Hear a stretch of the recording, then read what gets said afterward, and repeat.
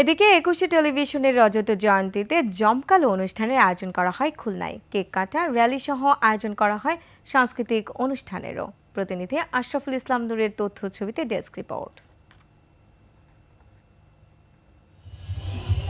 ২১শে টেলিভিশনের রজত জয়ন্তীতে খুলনা প্রেস ক্লাবের ব্যাংকোয়েট হল রূপ নেয় বিভিন্ন শ্রেণী পেশার মানুষের মিলনস্থলে।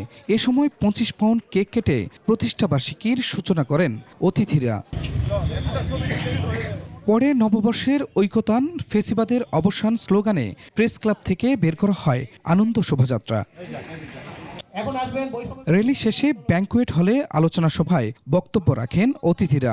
খুলনা মহানগর বিএনপির সভাপতি অ্যাডভোকেট শফিকুল আলম মোনা বিগত ফ্যাসিস্ট সরকারের সময় এখন যে কোনো ব্র্যান্ডের পুরাতন এসি বদলে নতুন ওয়ালটন এসিতে উপভোগ করুন 25% ছাড়।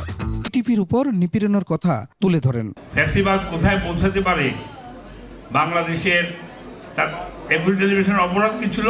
অপরাধ একটি, তিনি জনাব তারেক রহমান সাহেব লন্ডনে একটি অনুষ্ঠানে তিনি বক্তব্য রেখেছিলেন, সে বক্তব্যটা সরাসরি তারা টেলিকাস্ট করেছিলেন, এটি তাদের অপরাধ ছিল। সেই কারণে এই মিডিয়াটা দখল করে নেওয়া হলো, সালাম সাহেবকে জেলে দেওয়া হলো এবং দীর্ঘ ৩ বছর তিনি জেল খাটলেন। এখন ফ্যাসিবাদ মুক্ত হয়ে একুশে টেলিভিশন আবার তার সহাঙ্গীকে ফিরে এসছে, আমরা অভিনন্দন জানাই।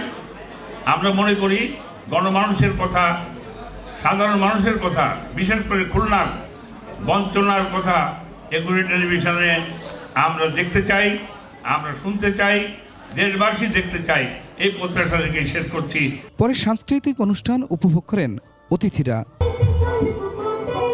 খুরশিদ আলম, ডেস্ক রিপোর্ট, ২১শে টেলিভিশন।